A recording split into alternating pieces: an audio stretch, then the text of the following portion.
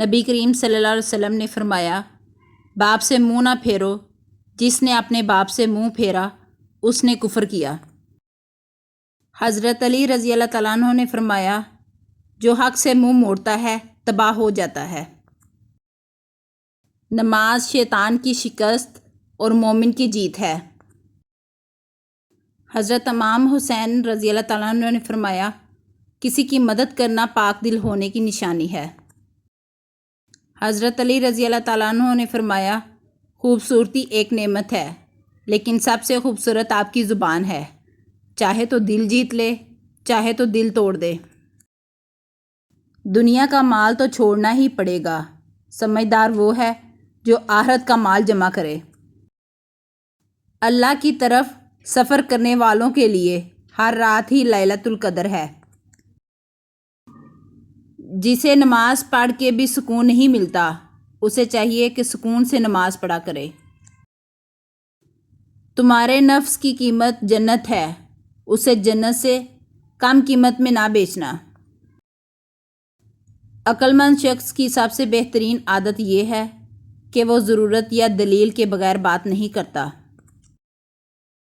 جو بارش میں 7 رنگوں کی دنک دکھا سکتا ہے، دکھ کو سکھ میں بدلنا اس کے لیے کیا مشکل ہے۔ کن فیکن۔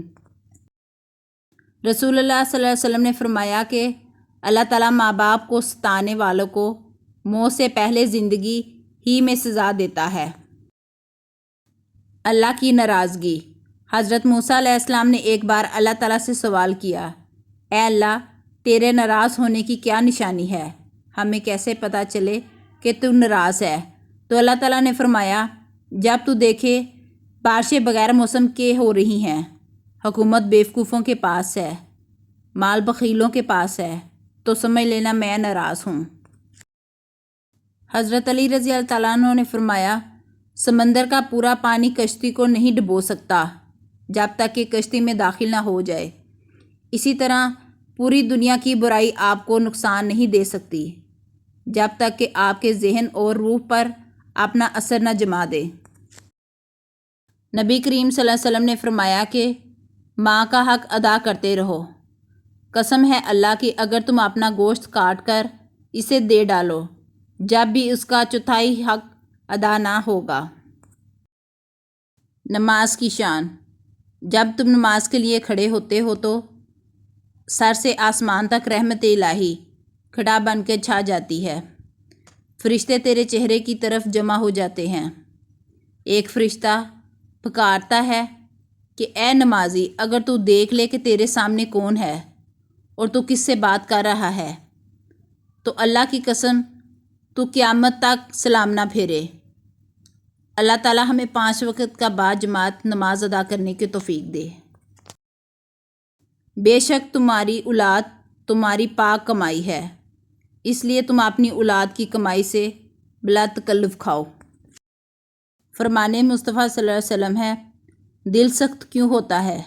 اللہ تعالیٰ کے ذکر کے سوا زیادہ گفتگو نہ کرو، کیونکہ اللہ تعالیٰ کے ذکر کے بغیر زیادہ کلام کرنا دل کی سختی کا باعث ہے، اور سخت دل آدمی اللہ تعالیٰ سے بہت دور ہوتا ہے۔ کثرت کے ساتھ لوگوں کو بار بار نہ ٹوکا کرو، ہر بات پر نہ روکا ٹوکا کرو، نہ ہر وقت سمجھایا کرو، کیونکہ اس سے دشمنیاں پیدا ہوتی ہیں۔ جب کوئی ایک لمحے کے لیے بھی اللہ تعالیٰ سے غافل ہوتا ہے تو وہ گناہ میں ہے۔ اس کا یہ سانس جو ذکر کے بغیر نکلتا ہے وہ کافر ہے، مگر اسے پتہ نہیں چلتا۔ اللہ پاک خوش ہوتے ہیں۔